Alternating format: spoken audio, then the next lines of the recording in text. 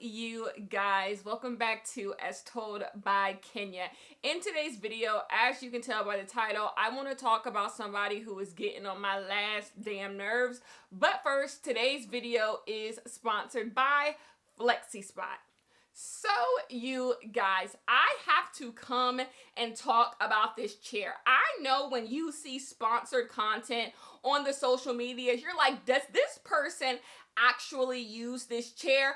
I am living proof that yes, I do. You guys can look at every single video since I've gotten this chair and you can see that I have been sitting in this chair in every single video, or the videos not sponsored.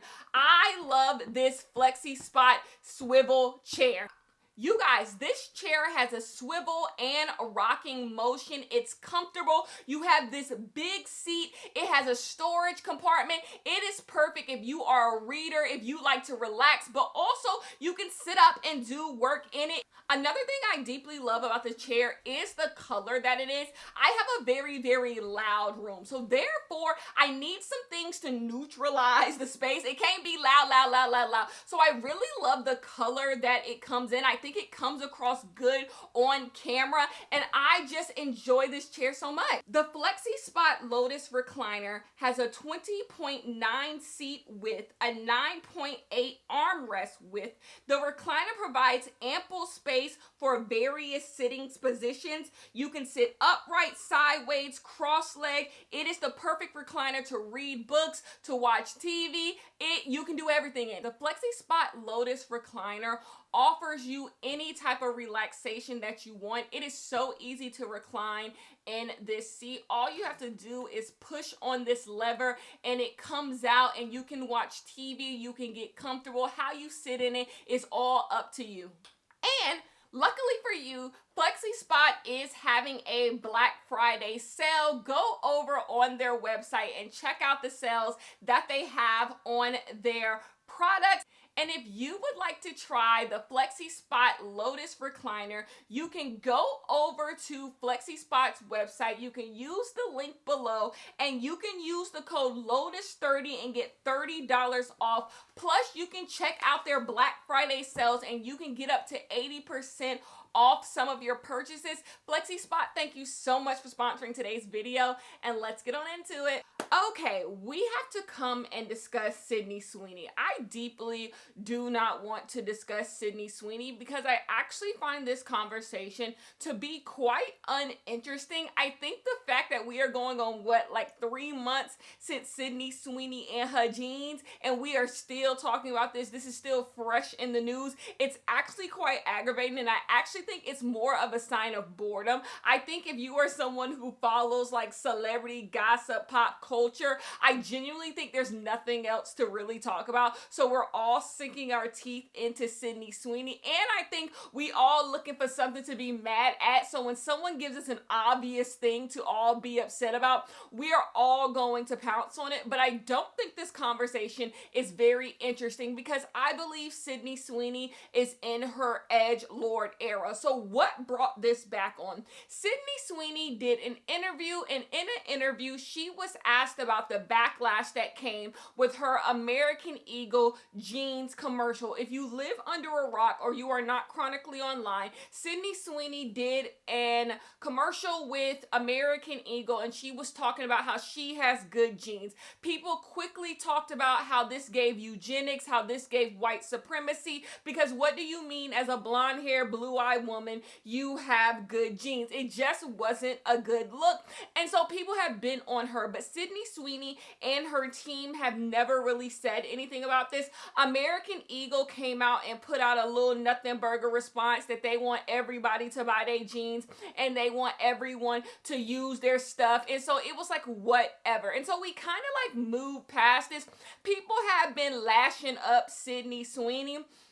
But that is pretty much it. This old jeans thing seemed like it was behind. You had everybody. There was like a week or two where like everybody was talking about jeans. Cat's Eye did a jean commercial. Beyonce and her Levi jeans, that came back and people were talking about that. It was just like a whole 2 weeks of jean wars, but it pretty much went away. Well, last week or 2 weeks ago when Sydney Sweeney did this interview, because Sydney Sweeney does have a movie called Christy that is in theaters. It did not do well, it bombed, but so she's promoting stuff, she's out and about, and she was asked about the backlash to her jean commercial, and Sydney Sweeney was very like, what are you talking about? I don't know what you're talking about. I did a jean commercial. It wasn't that deep. I would say the overall tone of Sydney Sweeney's response was like, it wasn't that deep. Like, people were doing too much. I don't know what y'all are talking about. Like, she was just very like pushing it off, very passive, like whatever,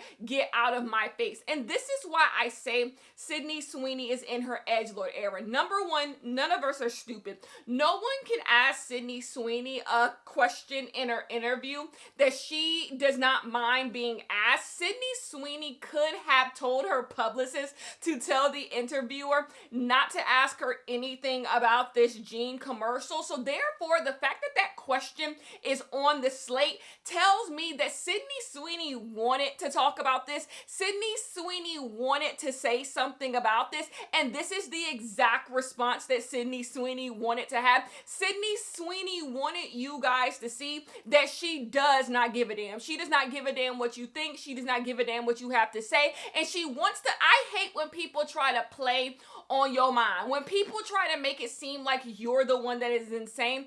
I already told y'all this. American Eagle and Sydney Sweeney both knew there was going to be backlash to this ad. I don't care what anybody says. Either I have to believe that everybody over at American Eagle is just fucking stupid, or I can live in reality where everybody knew there was going to be some backlash for this ad. But they were going to have what? Plausible deniability. And that is the road that American Eagle and Sydney Sweeney have gone down. They have gone down this road of plausible deniability. As long as we just say, it's just jeans, y'all mad at jeans, they think they can't say, no one will say anything, and it's all just fine. So Sydney Sweeney wanted to once again come out and be like, it's just jeans, it's not that deep. But Sydney Sweeney knows why everyone is mad. And the thing is, Sydney Sweeney could come out and give an answer that is just like, whoa, I wasn't expecting the backlash.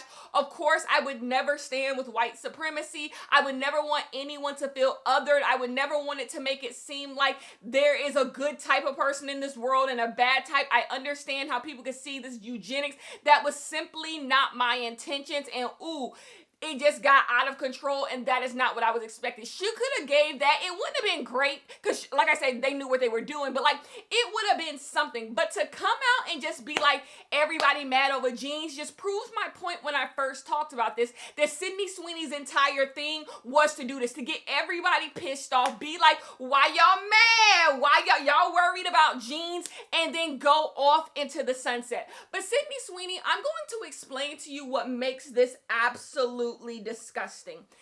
We live in a time and a place right now where I believe every decision you make needs to be a decision that directly goes against the fascist state, that directly goes against white supremacy, that directly goes against hatefulness.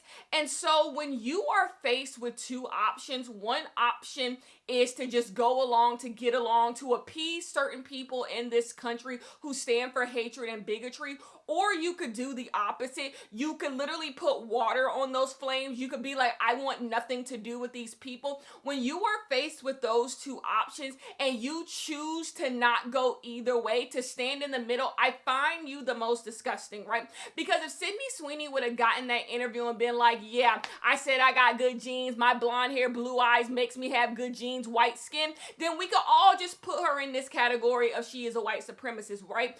Or she could have said like, I want nothing to do with those types of people. I want nothing to do with people who believe horrible things about people. And we could be like, oh, okay, Sydney, you pushing back on these awful people. But this thing of sitting in the middle is so cowardly and pathetic. This thing of like, I'm just not going to say anything. I'm going to let other people project their thoughts onto me. And whatever thoughts they want to project onto me is perfectly fine. fine. You are a tool of the fascist state. You are a tool of the fascist state. The fascist state want people like Sydney Sweeney. They want people who are willing to stand for nothing, who are willing to stand for something, or willing to stand for whatever they need to stand for in order to get them further. They have no real beliefs. They have no real ideologies. They'll do anything, say anything, as long as it puts a couple bucks in their bank account, or as long as it ruffles as few feathers as possible, or as few feathers of people who they respect as possible. And that is what Sydney Sweeney is doing. That's why I say Sydney Sweeney is in her edgelord era. Sydney Sweeney is in this era where she believes that everybody on social media is just ridiculous. They mad about everything. Anything you do pisses them off. Cancel culture, woke, everybody's annoying. So she thinks she is going against the grain. She is going against the grain of these people who are mad at anything. It's almost like she's made it in her head that everybody is just silly. You ever met an edgelord or somebody who is a contrarian for contrarian's sake? They come up with this idea that everybody is insane. Everybody is brainwashed. Everybody just wants everybody to be the same. And I'm going against that. But there is no virtuousness in that, in this idea of I'm just going to be different from the rest of y'all because all y'all act the same. What makes you a moral person is having morals, having something you stand for. And so why not just say what you stand for, Sydney Sweeney? Why not just, if whatever it is, you don't have to be like everybody else. You don't have to be, a liberal. You don't have to be leftist. Say what you feel. Say, Sydney Sweeney, say what you stand for. Why not? That is the thing that pisses me off in all of this stuff. You could literally just say what you stand for. You could literally just come out and be like, oh, y'all think I'm a white supremacist? That's not me. That's not me. I want nothing to do with that. But it's the decision not to. It's the decision not to is what gives fuel to these people. We have so many people who are just so happy when these celebrities just don't speak up against everything that this administration is doing and speak up against all the things that the people in this world who are hateful are doing. When you don't speak up against bigotry, there are so many people who are so happy that you are just silent. You are silent.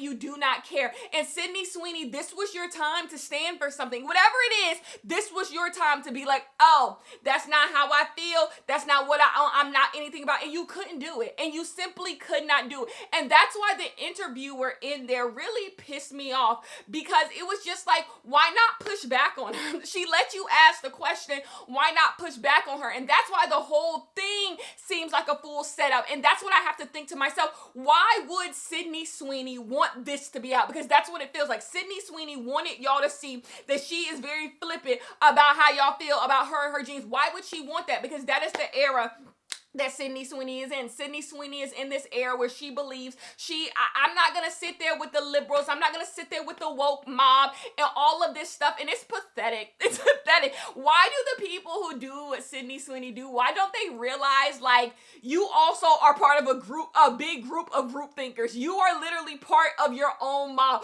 All of y'all act the exact same. Nothing new. Everything is already used. Why do you not see? Sydney Sweeney is not doing something that we haven't seen before. Sydney Sweeney is grifting, and Sydney Sweeney is being hateful.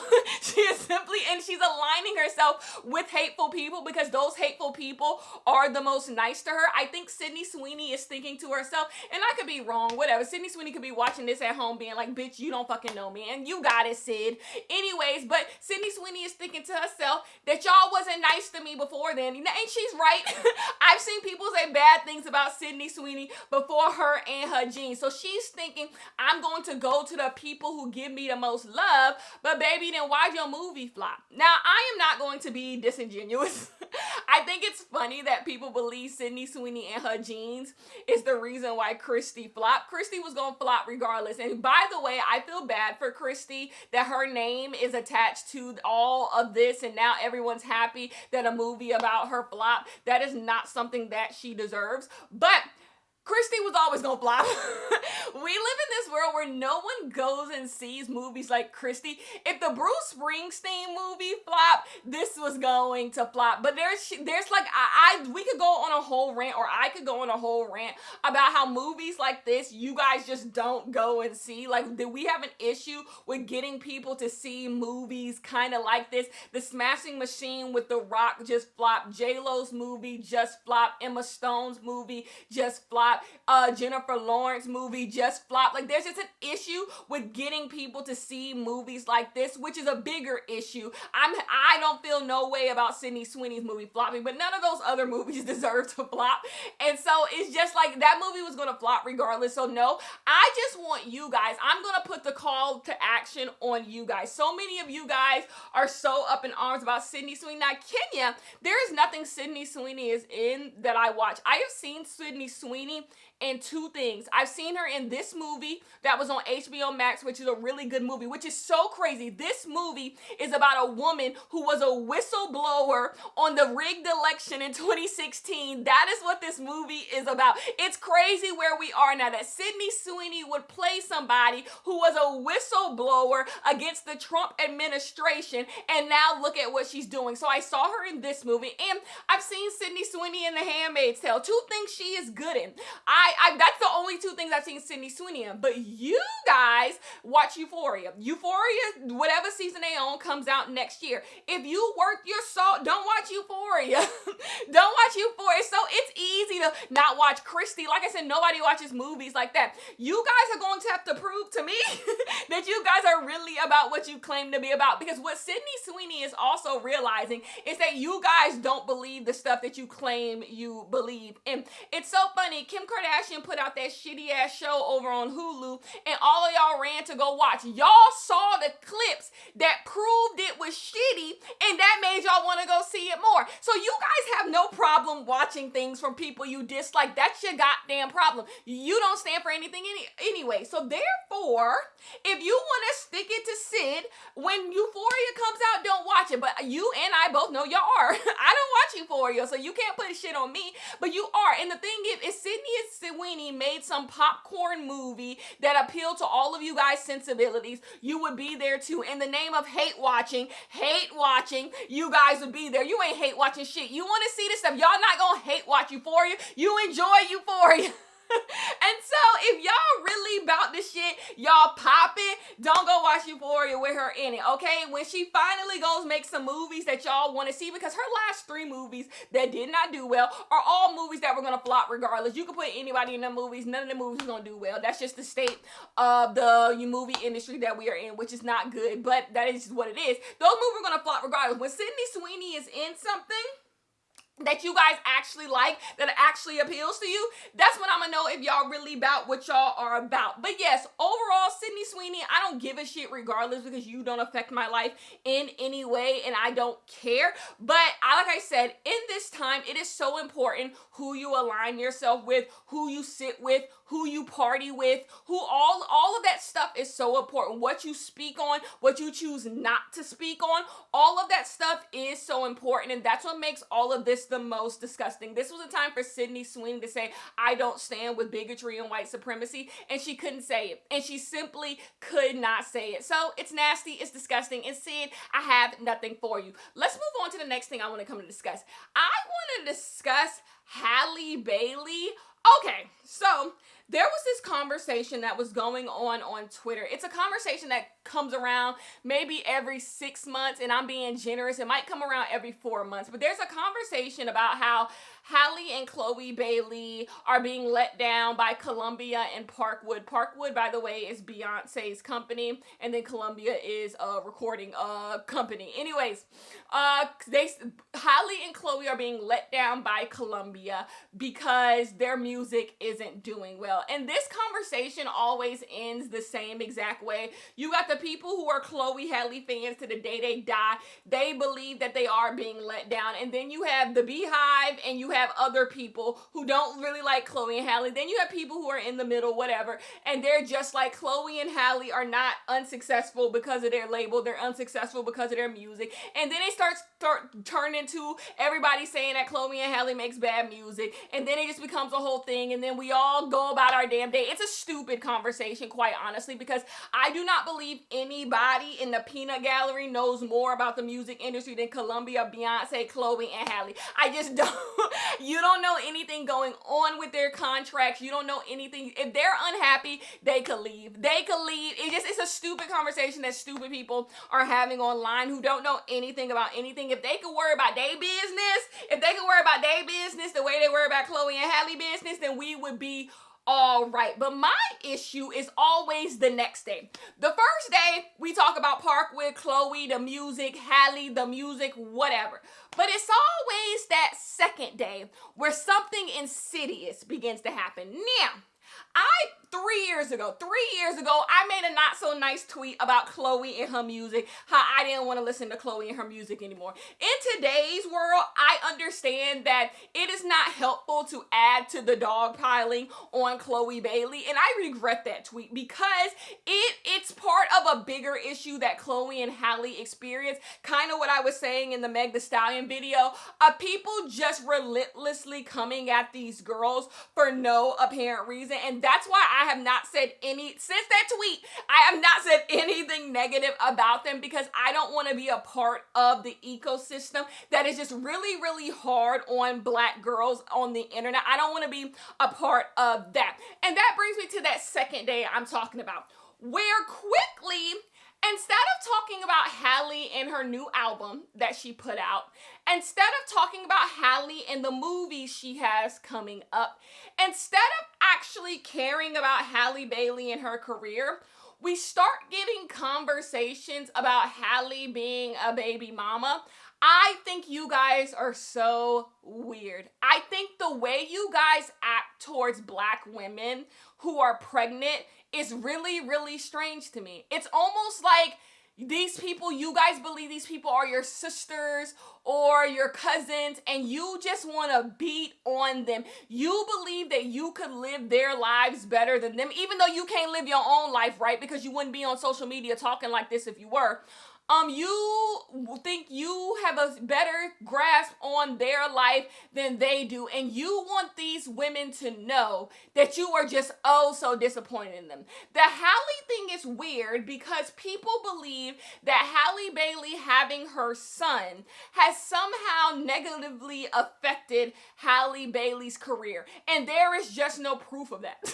There is simply just no proof of that. I always say when a Black woman gets pregnant and people say your life is gonna suck after, you're never going to get anything, I find it interesting how it's a self-fulfilling prophecy. You come up with that narrative and then you make sure that once this baby comes and this woman has this baby, that she doesn't get anything. You want her to be punished, so you go out of your way to punish her. Because if you look at things on the surface, Halle is still working. Halle just put out an album. I just told y'all Halle just put out an album. Halle was working her entire pregnancy. Halle Bailey showed up to everything for The Color Purple, full-blown pregnant. Halle Bailey has projects that are coming out, especially in a world where there's just not a lot of young Black girls in Hollywood doing really, really well. Halle Bailey is leading the race to that. She is there's never a time where Halle Bailey is not working on some type of project or she doesn't have some type of project coming out. And then if worse come to worse, she could go back and make music with Chloe. So this idea that Halle Bailey somehow is worse off because she had her child, no, that's what you believe because that's what you think of Black women who have children in the situation that Halle Bailey had children in. I don't want to go too far into Halle Bailey and DDG and everything in that situation, but when you look at the situation, if you don't leave that looking at that situation with anything other than empathy for Halle, you're weird. You're weird. How do you look at that situation and not leave with anything other than empathy for what that woman has been through? And so to sit here and turn around and be like she wasted her career after being the Little Mermaid, once again, what's the proof of concept? Who on a Disney, who did a Disney live action? Who's doing well? Who are these people who did something for a Disney remake who are just out here just living it up? I would go even further. Who are the young actors actresses who are just doing so exceptionally better than Halle Bailey. I'm asking, who are the young actresses who are doing exceptionally better than Halle Bailey? Another thing I'm gonna do you on, if Halle Bailey made all these poor choices and she set black girls back, she was a Disney princess and she did all this, show me the proof that you give a damn about Lovey Simone. Show me the proof you give a damn about them. Show me the proof you give a damn about the little black girl in the Percy Jackson series. Show me the proof. Show me the proof that you bigging up the girls who didn't have children. Where's the proof? You don't. The only time you talk about young black girls is to shit on them. You never giving tens. You never giving tens. So this idea that if Halle Bailey didn't have a child, you would just be cheering her on and cheering her on. I remember before she had the baby, y'all wasn't cheering her on. Chloe don't have children and you not cheer her on. Like I said, look at my tweet. It wasn't nice. It wasn't nice. And guess what? Y'all was ha-ha kiki in the comments. So like what? So like what? Like what are you talking about? You just dislike this girl. Those two girls, Chloe and Halle, they bring something out of y'all that is just so rotten. I don't know what it is. I have tried to find the English to explain what those two girls specifically bring out of y'all. For example, Halle Bailey dressed up as Lisa Bonet for Halloween, and like the worst you could say is that you didn't like it, but there was think pieces, y'all. There was think pieces about her dressed up as Lisa Bonet. Y'all will find anything to think piece. Y'all think piece Chloe Bailey being with X, Y, and Z. Y'all think piece everything. It's just like, is it this?